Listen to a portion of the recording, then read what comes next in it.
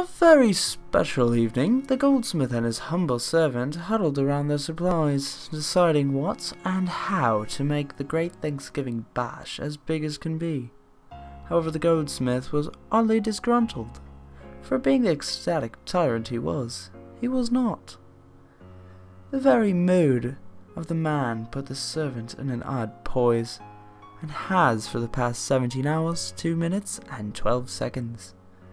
It came to light for the old servant that the goldsmith greatly disliked Thanksgiving as a holiday. The old man goldsmith, while trying to lace a bow, let out a deep sigh. Depressed by the sight of his once perky old man, the humble servant said, "What's up?" "I don't want to talk about it!" yelled the angry goldsmith, who then roared, "Goldsmith!"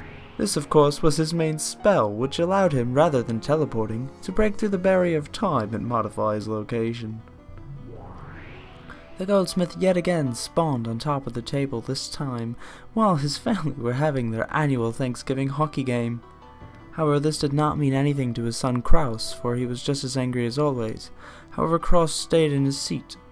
It was apparent to the goldsmith that the young man with the black canvas with gold trimming would be dealing with him this time.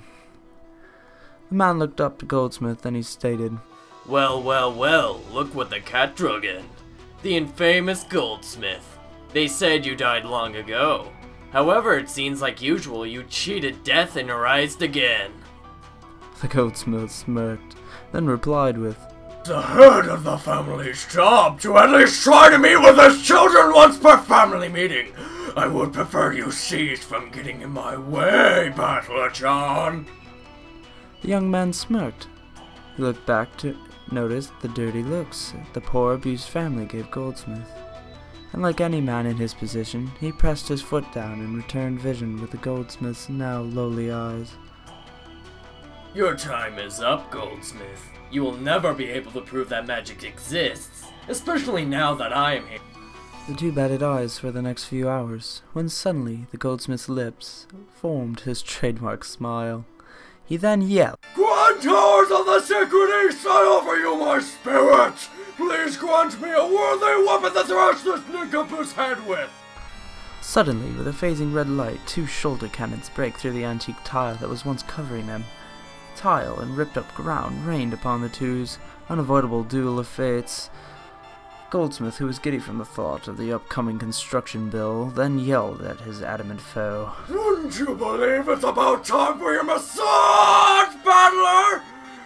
It will be just like acupuncture, only with huge steel pins, and the feeling of your flesh stripped from your very limbs." The young kingsman simply scoffed the old goldsmith general direction. Goldsmith was befuddled by this for a mere second, then out of sheer rage he shouted, "Desire!" The cannons fire what seemed to be a countless amount of ancient-looking steel stakes, all flying in the general direction of the man with a pair of dazzling sprees. One by one the steel pegs drive through the man's body, each making a particular splat sound. The old man was just about to claim his victory when the younger red-haired man laughed. It was now apparent to the goldsmith that the young kinsman put in a double of himself, which was now grinded to mash, while standing a distance beyond the cannon's barrels, thus making it impossible to then fire upon the real one. The ingenious man with a finely washed white suit declared, "Checkmate!" Goldsmith, enraged, span and yelled, "Goldsmith!" which he then shot a huge bolt of energy from his fingertips. The energy accelerated toward the unmoving young man. Old man Goldsmith knew this trajectory would assure a direct hit. After all, with age comes experience. However, the young man then formed what seemed to be a giant crimson cylindrical barrier around his person. The bolt dissolved upon hitting the young man's seemingly indestructible barrier. "This would be my signature Infinite 9 barrier. It's quite nifty, ain't it?" The young man stated while the old goldsmith was overcome by the sheer power of his grandson. The grandson then yelled, "Goldsmith is already dead!" The goldsmith couldn't move. In a blinding blue light, two decorated mystery authors appeared. The female quickly snapped a pair of old-fashioned wrist irons to the goldsmith's old hands. The male then stated, You have committed crimes against mystery. Your character must be now rarefied. By the quickness of a feather and a boulder being carried by a dump truck down Cincinnati Avenue, the old man was transported. Two, however, was the question. The goldsmith simply saw only the light of the stars shooting by and by. The old man remembered the good times he had, which in the opinion of the public were close to none. The vehicle stopped. The next second, the old goldsmith was knocked unconscious. The walls had a somewhat medieval look to them. Torches lit up the scenery from where the old goldsmith would come to. Huddled around Goldsmith seemed to be a group of finely dressed modern-day businessmen. His character is too cliché, shouted one of the businessmen. Soon the group of men got into a trifle about the humble, or rather unhumble, goldsmith character. The leader of the businessmen then stated, I'm sorry, sir, but your character is too dumb. But we're gonna replace you with this guy. The goldsmith was brought into a rage, and like any other, he growled from his lips. Goldsmith!